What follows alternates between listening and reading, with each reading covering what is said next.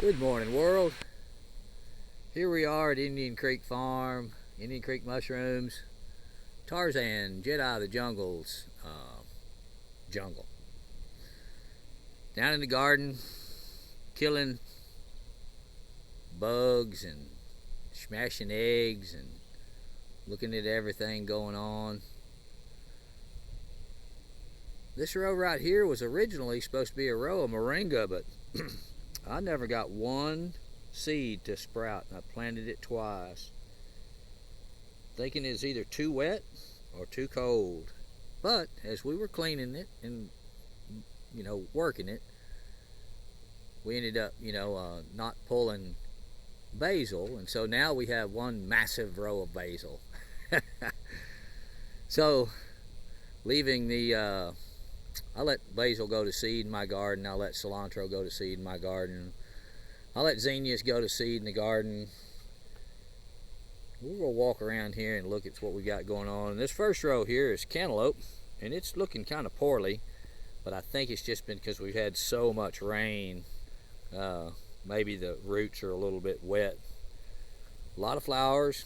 Bees are in here working their magic. But now we come to the stealth vegetable. Anybody ever grow cucumbers knows that a cucumber can hide in the cucumber pile better than any other vegetable on the planet. But they're in there. There's a few of them. Not huge, and we don't want to get them big, but it's time to start picking in here. So there's a nice cucumber. That's perfect for pickling. And yep, I got more crops in here than I've been able to pick. But there's probably 15 or 20 cucumbers in there I should pick. And this next row here is yellow squash. And we took a full wheelbarrow load yesterday of too big to sell or eat squash unless you were going to do some kind of squash casserole. And the plants are looking a little weak because we cut all over them, and stepped all inside of them and pulled and pushed on them, but they'll come back up and get some good sunshine on them today. We got a few squash in here that we can pick. We should pick them. We got more than we need to eat. We always plant a garden for, maybe, just maybe, if sometime in the future we don't have a good working system, I will have crops to feed quite a few people. And here we are over at the zucchini. The fucking jungle giants here, zucchini. I got zucchini in there that are so big it's just crazy. Here, let's look at this little football one here. There's a zucchini right there. She's about 6 inches across and a foot long, but that's a little one. It's fat, but it's not great big giant. Like that giant right there is 2 feet long and 4 inches across. There's 15 or 20, maybe 30 of those in here in this pile of absolutely gorgeous plants. That next row over is okra, and we have two types of okra growing in there. We got a longhorn, spineless, I think, and then we have our native that's native or naturalized itself here in the garden. And it's an heirloom, a great big old giant fat pod red okra. And that's one of the plants. You can see the red okra. They got a red stem on them. They're starting to flower. There might be a couple of little pods in here.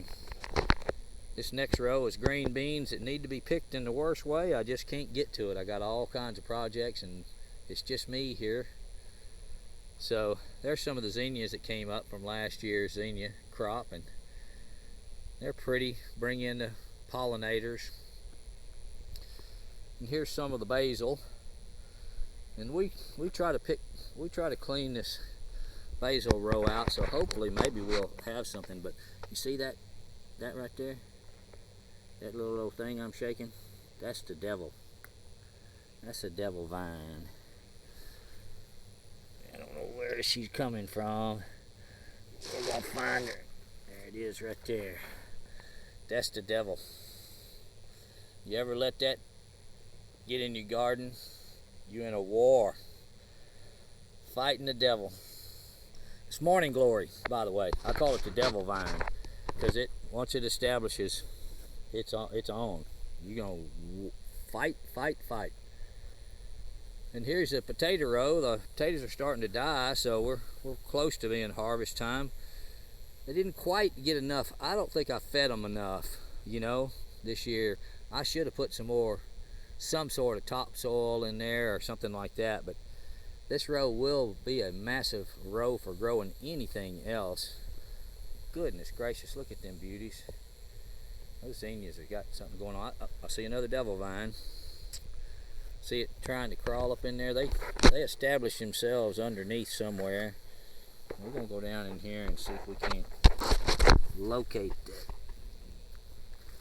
evil thing.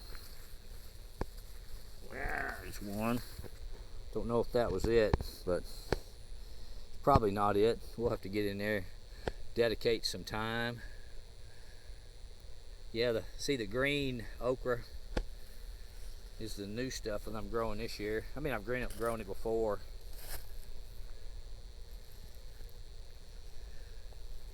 Yeah, that green stalk and the red stalks, something different. And there's green beans out the wazoo in here. There's a red wasp. Look at that. Somebody come help me out. I need somebody to pick green beans. Been walking the garden this morning a little bit after doing some woodwork. We're waiting on to dry out the area that I cleaned up with mineral spirits on a project that I got going on up there on the wood shop. And this row is butternut squash.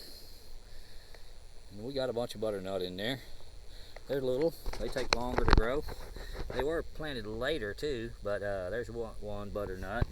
There's quite a few of them in there, and there'll be several hundred in this row before I start to pick them.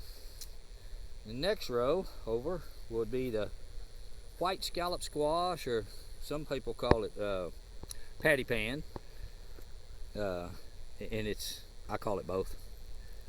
But we got some very beautiful patty pan squash in here. See if we can find y'all a nice representation. I know I've seen them more from the other row, but let's look off in here. Yeah. There's one. Perfect eating size. There's just starting to, this is really, there's another one, much bigger, fatter, and look at that, a yellow squash in here in the midst of them all. But there will be more in there than I know what to do with.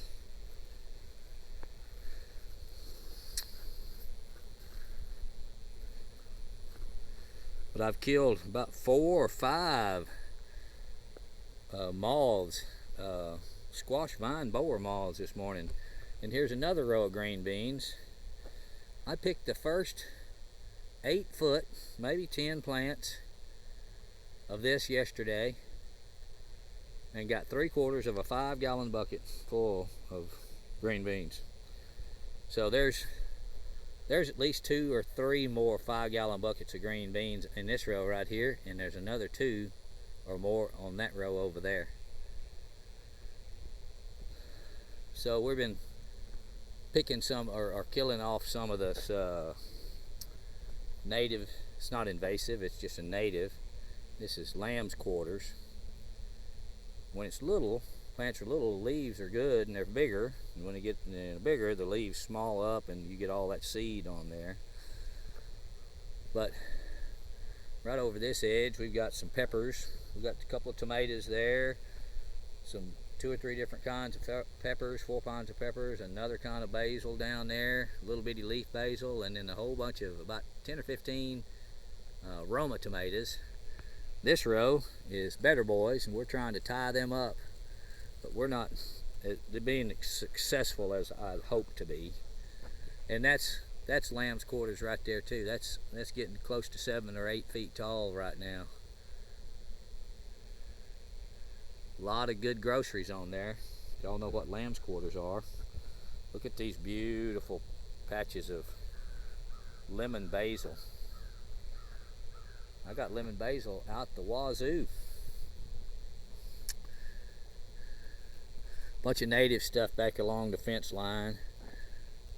We let everything grow up, you know, where we can, and make sure we have lots of pollinators. This row is celebrity tomatoes. They're doing really well, and I don't have enough to do 30. I've got a bunch of about 15 or maybe 25 these cages, and I've got them caged in here, every other one, and we're trying to train them. You know, we're training them up these cages so they'll come out the top and then be able to roll over. But these are determinate, so they just become a bush. You know, they don't do like the better boys do, and they're indeterminate, which they continue to grow and grow and grow and grow. But tomatoes, we're gonna be tomato rich here in a month or so. A lot of flowers coming in here. And this is not a native, but it's naturalized itself in this part of East Texas. Perilius fruticans. It's in the shiso family, and it's got a flavor that would just blow your mind if you made a tea out of it.